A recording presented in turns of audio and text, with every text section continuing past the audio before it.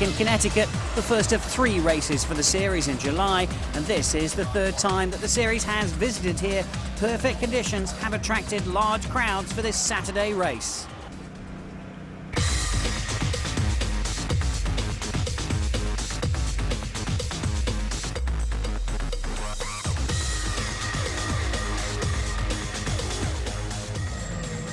Qualifying, the Flying Lizard 45 Porsche went 2nd fastest in GT2, courtesy of HENZLER, who took over as the driver for the session from Johannes van Overbeek. The team prepared the car, or Johannes, my co-driver, prepared the car for the qualifying. Usually it was his turn today, but he had an accident with a bicycle in Le Mans, so he needs a little bit more to recover. Risi Competizione arrived at Lime Rock with 2 Ferrari 430s. Ralph Kellerner's returns in one, partnered by ALMS rookie Toni VILANDER. The 26-year-old Finn set the new class pole comfortably ahead of the Lizard car. It's a brand new Ferrari Berlinetta, which makes the achievement even more impressive. You know, obviously racing in here is a bit different than in Europe. I didn't know the race circuit since I saw it for the first time yesterday, and immediately this morning I was on the pace, so I was a bit surprised, and since that I just kept going and doing my work, and the pole was a good result. The initial pleasure of being 2nd fastest soon disappeared for the 45 crew when their rear wing failed the technical inspection for being 4 millimeters higher on one side. The number 21 BTG BMW had originally been 3rd fastest, so was now moved up to 2nd place. The M3-based car had been significantly faster this weekend, and this highlighted further Bill Auberlin's and Joey Marc's real chance of a win here. In GT1, the battle between the Corvettes and the Aston Martins had really heated up this weekend, and it was the yellow C6s that were seemingly on the back foot this time. Performance adjustments had given them more penalty, which was hurting them here. Ron Fellow set the 2nd fastest time in the 3 car. Darren Turner had admitted to being scared of the track after the first practice session, but by the time he took out the 007 car to qualify, he had its measure and returned to the pit lane with pole position, and it was set to be a close race. Yeah, well, for me it's my first pole in the series, so I'm really pleased with that, and the car felt really good during the session. First time for the team and for all 4 drivers into this circuit, Lime Rock, so first session was really quite difficult, quite daunting, and it's a difficult circuit to learn. The Highcraft team raced at Sebring with their former Dyson car, and now return to the ALMS season with Andy Wallace joining Duncan Dakin to contest the P1 class. Andy Wallace set the 3rd fastest class time. 2nd were Audi Sport North America. This is the last race for the R8 before the diesel R10 comes back at the next round. The car wasn't expected to be the quickest, but the team are just after points for now, and if it wins, then even better. Certainly wanting wins and pretty intent on overall pole as well, James Weaver set a new class track record on his way to the P1 pole. He wasn't the fastest car on track, but still very happy with how the Lola was, as they are still developing and improving the car that was new to the team at the start of the season. Well, we're obviously going to go all out to win outright. That's what we want to try and do. So, you know, if they want to cruise along, that's fine by us. Intersport are bravely fighting their corner in the P2 class. Last year's champions were once regularly the fastest car in class. Now they have an uphill struggle each weekend, but Clint Field and Liz Halliday have had 2 wins this year and are still leading the title chase on points. Fastest in class and also on the front row of the grid was the Penske Porsche team pair of RS Spyders. Sasha Masson and Lucas Law went 2nd fastest overall.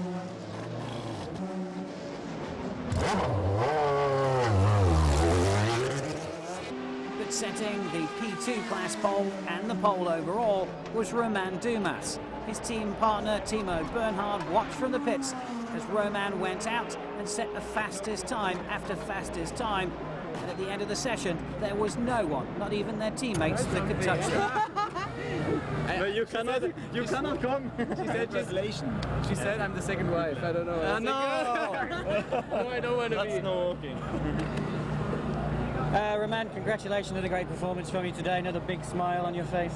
Yeah, for sure. You know, when we are first, and I am happy for Timo and myself and all the team and the Porsche to show that we are on the first line, and also it's a nice result for the team Penske to be first and second place overall.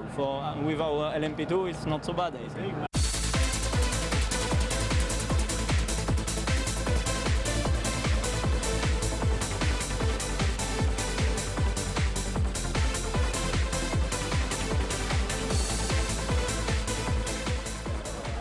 A bustling atmosphere while the fans have been given their customary access to the grid while the minutes towards the start of the race ticked away.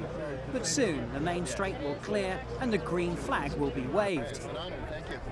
For Ron Fellows, this will be his 61st American Le Mans Series start and the 50th consecutive start. Quite a record. It was nice to get in on the ground floor in the Corvette program for sure. And yeah, 50 races, NASCAR, that's not a lot. But in this kind of racing it is. That's cool. We know that our car just can't touch them. I mean, I think we're the best of the real LMP2s, and you know, those Porsche guys are beating the Audi and P1 cars. So there's not much we can do about that, and just drive the best race we can and see what happens. It's been 2 years now since I did my last Grand Prix in Formula One. I didn't want to be. I didn't want this time to be so long because I want to keep sharp and keep the racing really in my mind. And although it's far away from Europe, yeah, I think there's not many chances to do a race like this. So it's all very new to me, but good so far. Actually, it should be quite an interesting race because this track, of course, is so tight. You might not get the real feel for it on the TV, but it's really, really bumpy. There's concrete patches, there's asphalt patches. You've got to try and get the car onto the bits where the grip up is, and there's really only one line around this racetrack. So when you catch traffic, it's not as simple as just buzzing around the outside. There's no grip there, so anything can happen. Timo Bernhard gets ready to occupy the pole position, from which he'll lead away the field at the start of 2 hours and 45 minutes of racing. His qualifying lap was 45.5 seconds. The race pace will be slower, but it shows just how quickly the faster cars will catch the slower ones. So battles all the way down the field as normal 4 classes in one race, 4 class wins, and of course the overall one being contended as well, but that comes down to maybe Porsche or even Audi. But as the cars get waved away on the first of 2 formation laps, there's big drama on the grid as James Weaver loses all drive on the 16 Lola. He was due to be starting from the P1 class pole, but now has to be pushed away as the crew desperately try to get him started, but it looks like it's not going to be the way they planned it.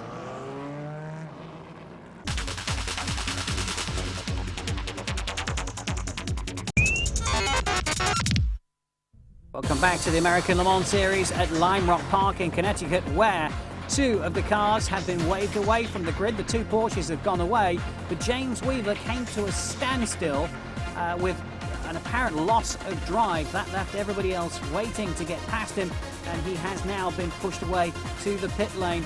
So bad news for the Dyson team, and then everybody else managed to make their way onto the first of the 2 warm-up laps.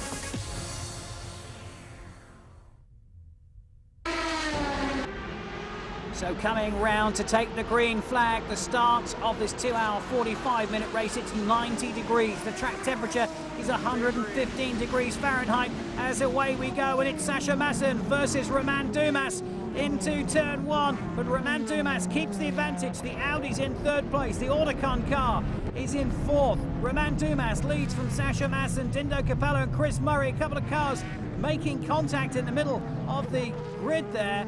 And the Highcroft car has gone backwards.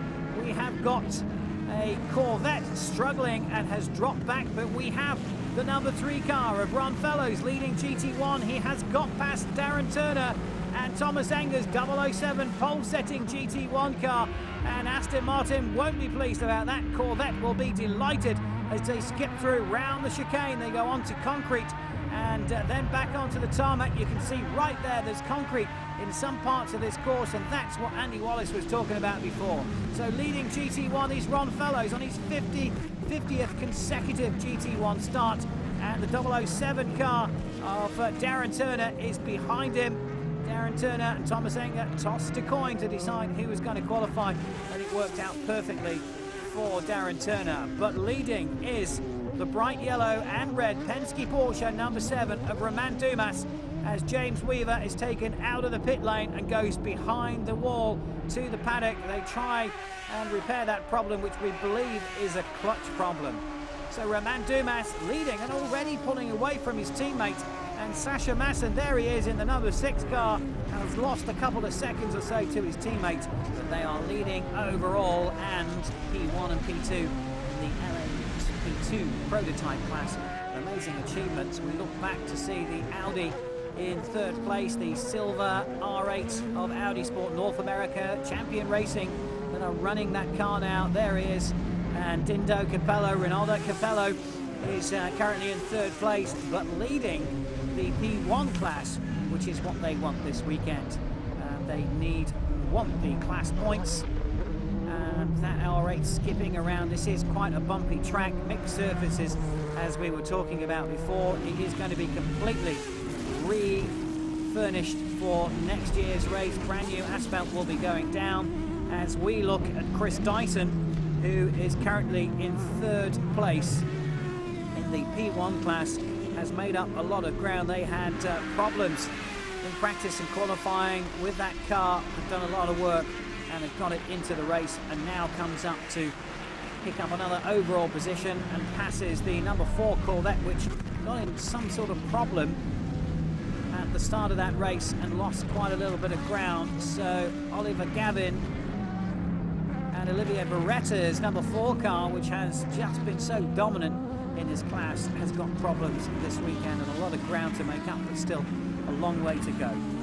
Chris Dyson and Guy Smith, his partner this year, and well, not been the best of seasons for them. They've just had so many problems, and last round retired very early on with a gearbox failure. They're still struggling to get to grips completely with these brand new cars that started their first round at Sebring way back in March this year.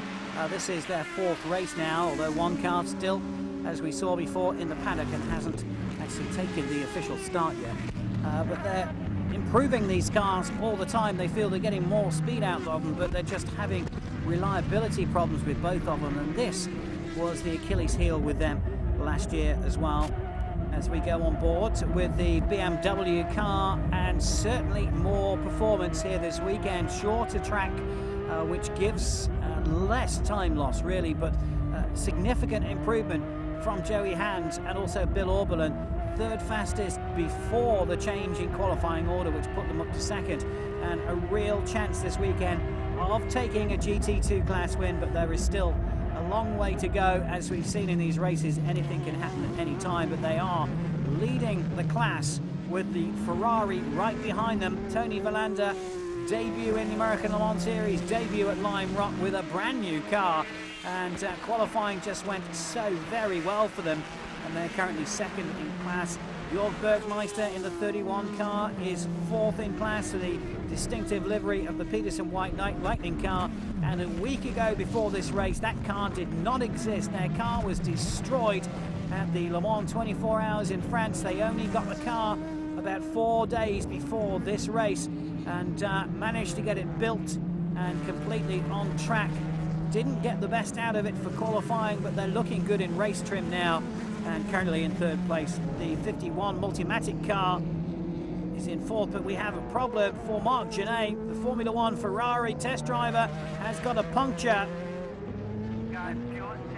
He's got some way to go now to get round to the pit lane.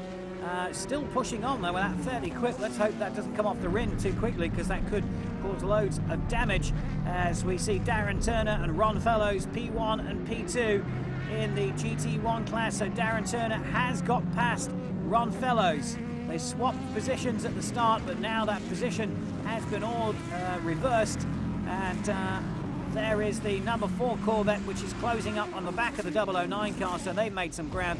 And here's a replay, and this is Darren Turner. Oh, and a little shove there. There was definitely contact between Darren Turner and Ron Fellows as they went through. Into the pit lane comes Sasha Masson.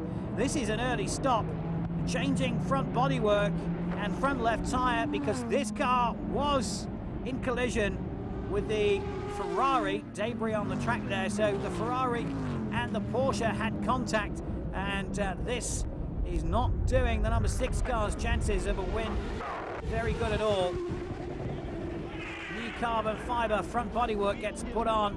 Damage to the rear quarter as well. Here's a replay. Sasha Masson and the 62 car come together. Sasha Masson trying to dive up on the inside of turn 1, and there just was not room.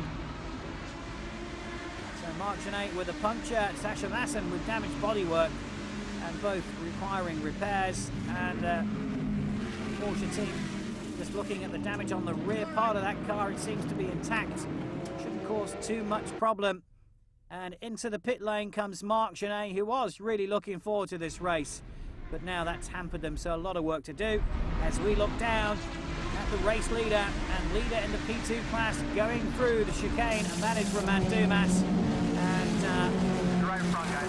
Right front tire. the pit lane work being carried out on that stricken Ferrari. And let's hope that there's no major damage to that car other than cosmetic and damaged wheel. Away Marc goes. Replay once again. Sasha Masson on the inside. Not much room there, and certainly the Ferrari closing the door. Whether he hadn't seen him, what quite the scenario was, we just don't know. On board and into the pit lane comes Jamie back on board the BK Motorsports Courage Mazda, the rotary engine car, the only rotary engine car in the series, comes into pit lane, and we're again hearing this is an unscheduled stop. Reports of an oil leak, we're being told, so they hopefully will be able to cure that. Let's hope it's a simple problem. They put fuel in it, and now the whole team can go to work on that car. Or the RPM limit is clicking in on the car randomly at lower RPM. I think if we can take both those off the map and turn into it, just do without it for the race, possibly, if we get the rest of the thing fixed. Hey, get the computer ready. You can't come over, you haven't got goggles in. At a spin on the track, GT1 class, Olivia Beretta and Stefan Zarazin have come together at turn 1. They got onto the grass, which is very damp, but it looks like they both have continued. Touch of some sort. Yeah, the Aston Martin is ahead of the number 4 Corvette, and that is the position they were in before, but now the Corvette swifts through on the inside to pass the Aston Martin, which was still getting going. So those two collided and went off, and we have the 4 Corvette in 3rd place now, and let's hope there's no damage to those cars. And the battle in GT2 is fierce. 1, 2, 3 very close together, and we still have the BMW leading. Coming up is the 20 car of Chris Dyson, who just gets in front of the 31 car. Bergmeister inside that in 3rd place in GT1, and the red Ferrari in 2nd place in GT1. Chris Dyson easily through now, and then just will pick off the BMW of Bill Oberlin. Bill Oberlin, who drove with the Paynos team last year, and this year has moved to BMW. There is a new BMW car coming, and part of the involvement this year meant that they had to bring this car out initially. They wanted to contest right from the start, and another car that's making this smaller GT2 class hyper competitive, as we see the number 6 Porsche that had that incident earlier on with the other Ferrari back on track and making his way through now. The sun shining down on everybody as we look down again at the view from Sasha Masson. Just nips through on the inside of Jörg Bergmeister. Can't quite catch the Ferrari there, but will do so now. And the blue flags go out to warn the Ferrari there is a faster car behind them.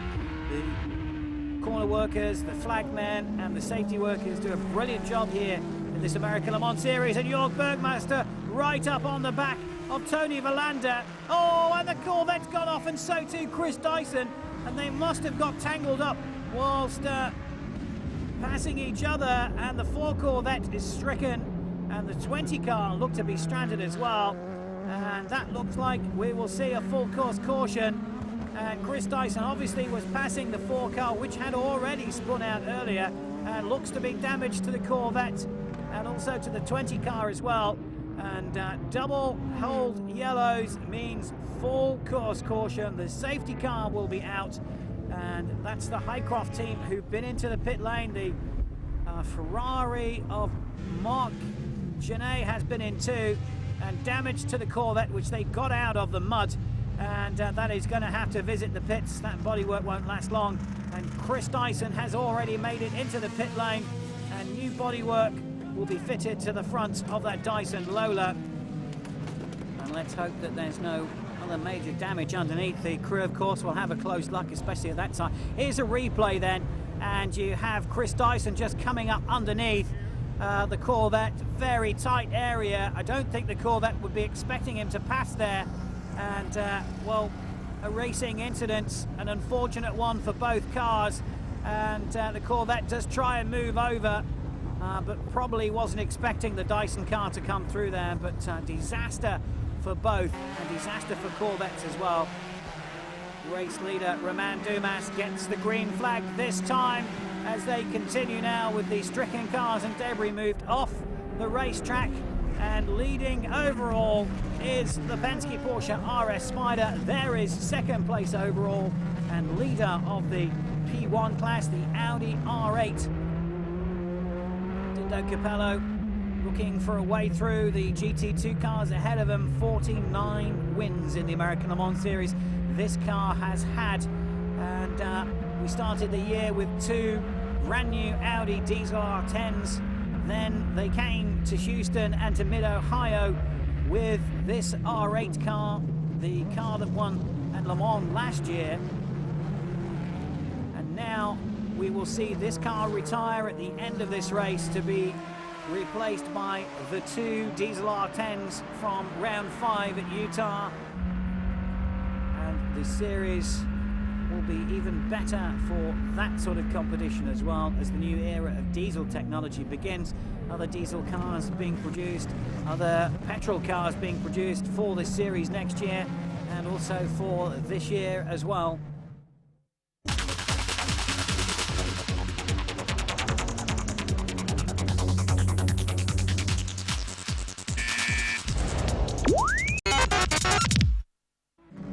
Romain Dumas leads round 4 of the American Le Mans Series at Lime Rock, and also leads the P2 class as he comes up behind the Alex Job car, the number 23 car that's about to be passed.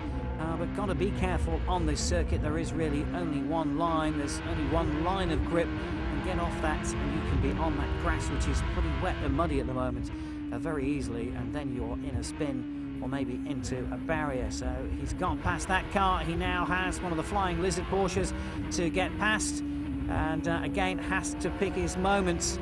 All these cars in races of their own. Oh, and a big crash. Oh, double crash. The 8 Mazda had already crashed and the Ferrari went straight into it. And that is a bizarre incident. That is just before the pit lane entry. That's just out of the final turn. Jamie Bach moving inside the 8 car had a crash and then got hit by the Ferrari. And there you are, you can see a few feet away where they've stopped from the indentation in the tyre wall there. You can see how far that wall has been pushed in. Medical team, corner workers are there. That's Toni Vilander, who looks very shaken, but is out of that car. And that was a nasty incident. Needless to say, we have a full course caution and the safety car out on track. But that was a big impact, and twice too for the number 8 car of Jamie Bach, and both cars look to be heavily damaged there. And the Ferraris on the tow truck, the corner workers are having to work now on that tyre wall. Race leader comes into pit lane, Romain Dumas. gets out and is helping his teammate Timo Bernhard to get strapped in. Here's a replay. We're on board the Mazda then. We go under the bridge, and just after this turn you see the car will go off track, and the back end just went away, and that was maybe oil or something on the track, but that was a big impact. And it seems as if the Ferrari did exactly the same thing. And there again you see the Mazda spins off, hits the barrier, and moments later then gets hit by the Ferrari. I'm doing all right. Car, I wish could say the same, but it'll be a little bit before we get that put back together. It seemed like there was some debris or oil out on the track, and back end just all of a sudden went around on me and lost it and ended up in the tires, and unfortunately the Ferrari made its way through as well and ended up collecting into my car as well. So not much you can do. That's racing, I guess. Jamie Bach is okay, and Toni VILANDER is okay as well, but a little bit more shaken up. Chris McMurray is now the overall leader of this American Le Mans Series race. He hasn't pitted. We saw the Porsche take a pit stop before and is working its way up through the field now. And those are the two Aston Martins. So it's going to take a little while for everything to jink back out again. But those two are fighting for track position. That is the Audi and the Penske Porsche RS fighting for overall honours. And in the pit lane we have the number 4 Corvette and also the 37 Intersport car, both receiving penalties at the end of the pit lane. And another crash, a spin on course, and that is the 23 Alex Joe Porsche and the Paynos Esperanti as well. And those two got caught up with each other, it looks like. And Tom Milner and Klaus Graf, as Klaus Graf goes off again, obviously damage to that car, and struggle to keep it going in a straight line there, as even though he's going around the corner. And that is James Weaver, who's made it to the track. And that is 59 minutes after the start of the race. The Dyser team have got that car out on track.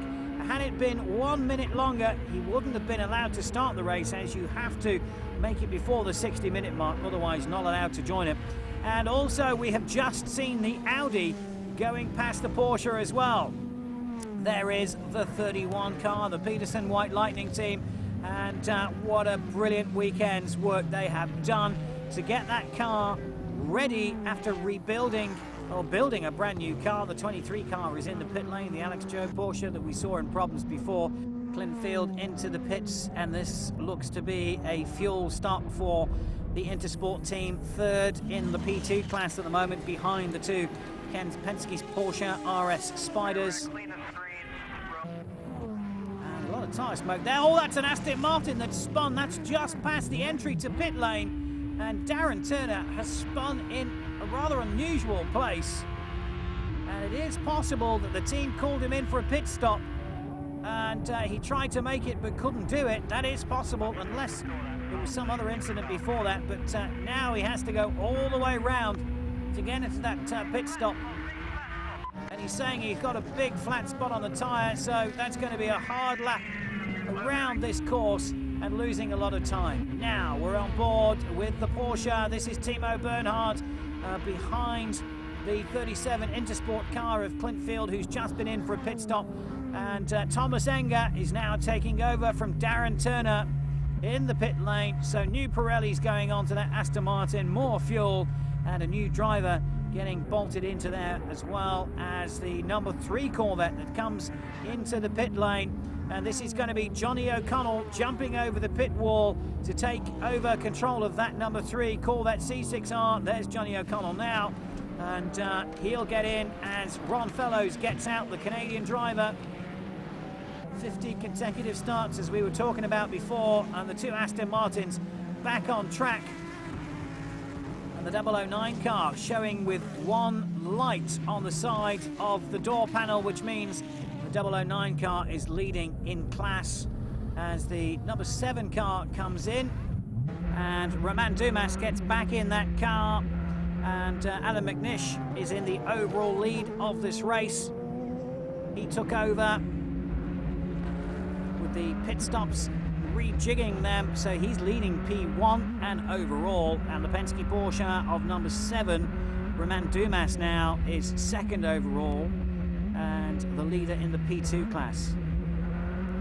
So Allan McNISH looks like he will be the last man to drive an Audi R8 in competition. Although we said that last year when we thought the car was finally retiring, although it got pressed back into service again. We're on board with Romain Dumas. You can see his head moving around with the G-force that pushes it over in the corners, and also the bumps on this track as well. It looks fairly smooth in places, but there are some quite intense undulations here. And switch back to Allan McNISH. So these two chasing each other, and it's going to be a very, very close fight.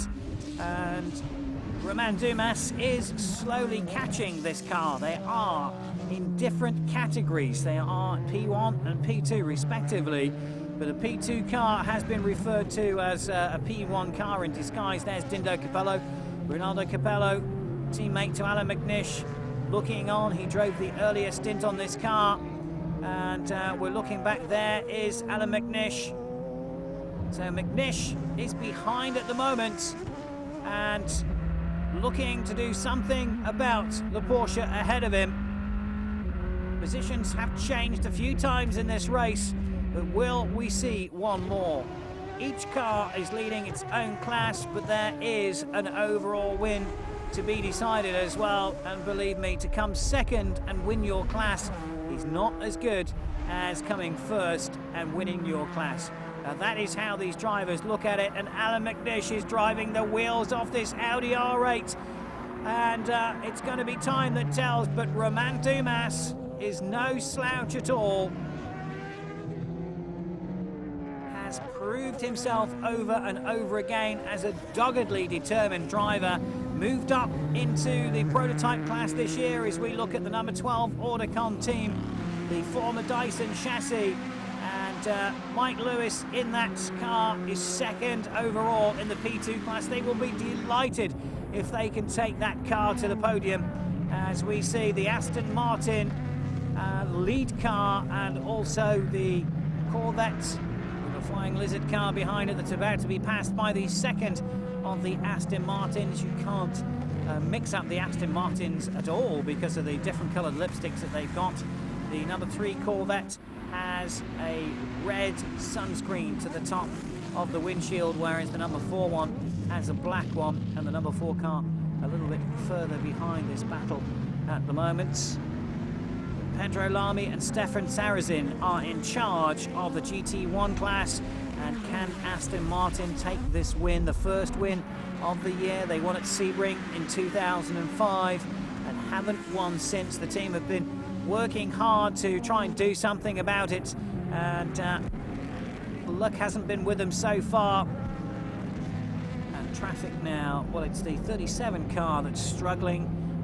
Brake problems for the Intersport Lola car. That's why it's looking a little bit slower. A very long brake pedal, we're told, and the driver's having to pump it several times before the brakes start operating. So obviously losing a lot of ground because of that problem, and that's disappointment for Intersport, but who still, we expect, be taking third place in the P2 class. We're on board inside the 007 Aston Martin as they come under the bridge around this sweeping turn, and there is the start-finish line. Well, later on we will see the honours decided. Still got 30 minutes to go. I don't want to flatten the other one before we get done. And problems for the 12 car. Problems for the 12. A puncture, it sounds like. And slowly making the way back as Allan McNISH goes past the race leader that was Romain Dumas. Has been passed by the silver Audi as they got caught up in traffic. That's an Aston Martin. And Allan McNISH needed no second chance, no second invitation, and was through in a flash. And the traffic has given the opportunity for another lead change here at Lime Rock Park in perfect conditions. So it's now a Porsche chasing the Audi. It's all about turn, still leading their respective classes, but fighting for this overall race. The Porsche RS Spider that made its debut at the end of last year at Laguna Seca, just one car they had then. 29 minutes to go. And only the fourth race for Romain Dumas and Timo Bernhard, and they have done a good job. Got balked by traffic again, and And this is a replay. Sorry, this is a replay of Allan McNISH. That's how it happened. You saw Romain Dumas had to get off the gas momentarily. Allan McNISH was still on it, saw his chance and went through. And Romain Dumas had no way of coming back at him. Okay, replay again, this time on board with Allan McNISH. And look ahead at the traffic in front of Romain Dumas. Romain Dumas looking for a way through, got off-sighted there, had to get off the brake, and Allan McNISH just turns to look as he sails past. And the Scotsman would have loved every moment of that. And Allan McNISH took the lead. That is how he did it. And now he has the traffic ahead of him. And Romain Dumas has to try and do something about it as they go past, that looks like one of the Dyson cars, the 16 car, I think, in fact, as now a BMW gets in the way of Romain Dumas, and he will be very tense inside that cockpit. We'll see the Audi getting away and want to stay with him. 1-2 in the race at the moment for Aston Martin, and so far it has certainly been their weekend in the GT1 class.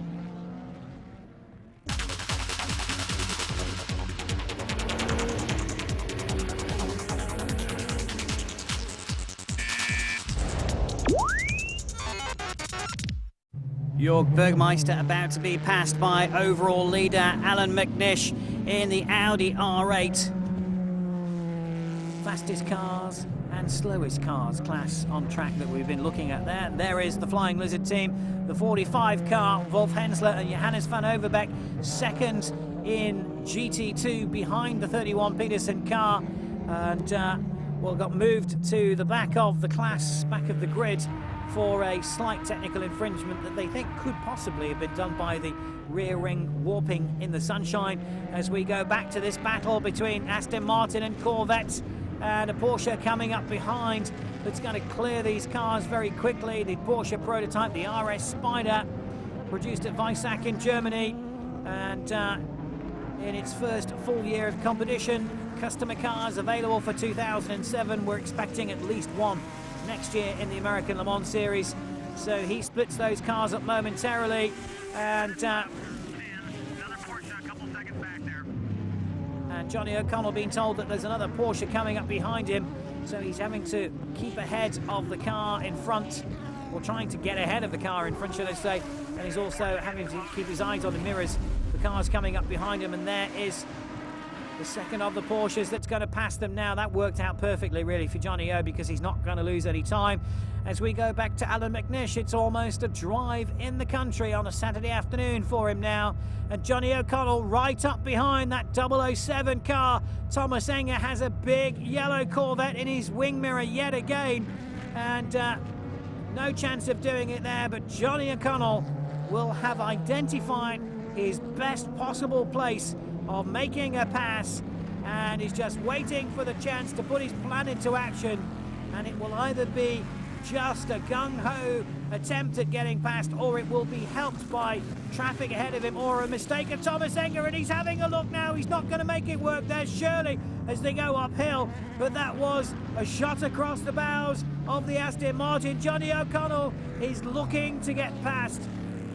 It's not going to happen there. It could happen here, though. There's a car this time offline, and that was just enough for Johnny O'Connell to get past. He's going 53 forward. I don't know if you can get to him or not. 8 minutes left.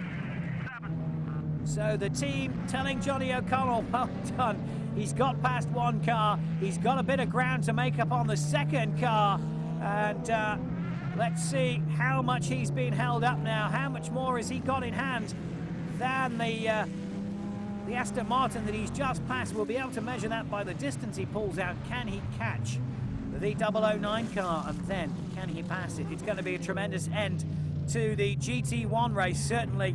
And Johnny O'Connell looking to get past the Flying Lizard car, which he does now. And we think there's about 4 or 5 seconds gap between Johnny O'Connell and Pedro Lamy, the Portuguese driver in the Aston Martin, and he's just ahead there. He's just ahead. There he is, just going past Jörg Bergmeister. 1, 2, 3, 4.5 seconds maybe between the Corvette and the Aston Martin.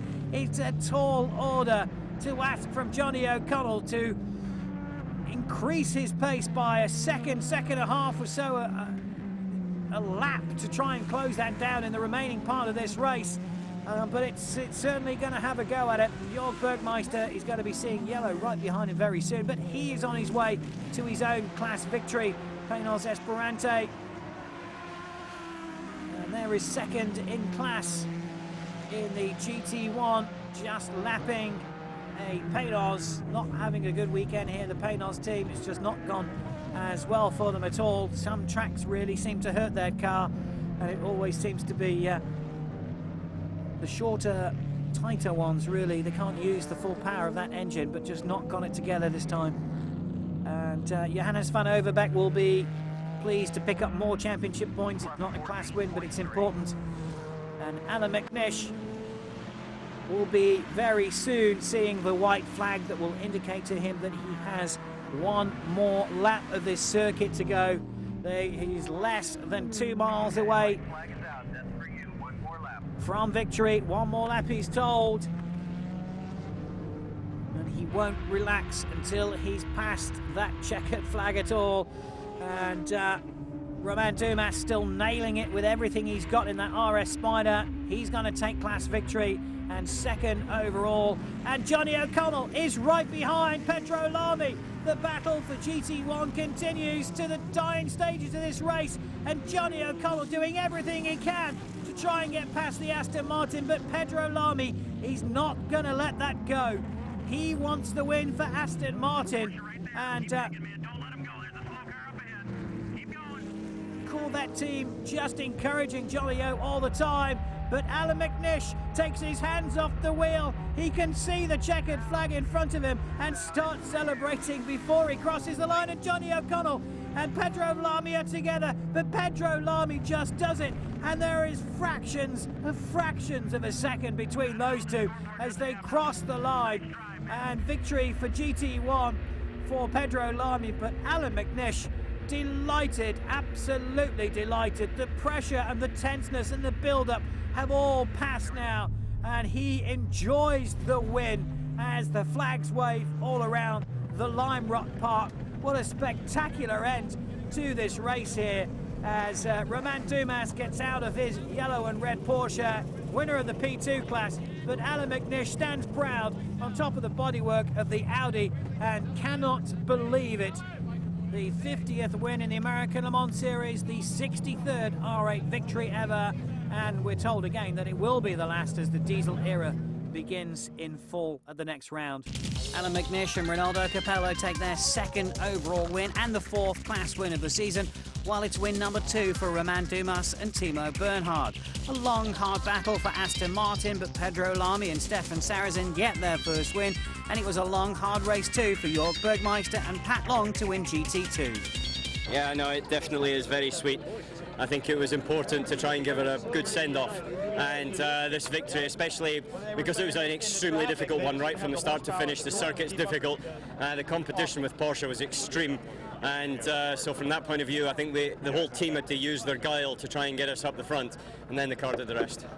Allan McNISH and Ronaldo Capello continue to pull away in the P1 class points, while despite the Porsche P2 class win, Liz Halliday and Clint Field still stay at top of their class. Corvette still control the top 2 positions of GT1, but Aston Martin are closing in on second. In GT2, Johannes van Overbeek stays on top.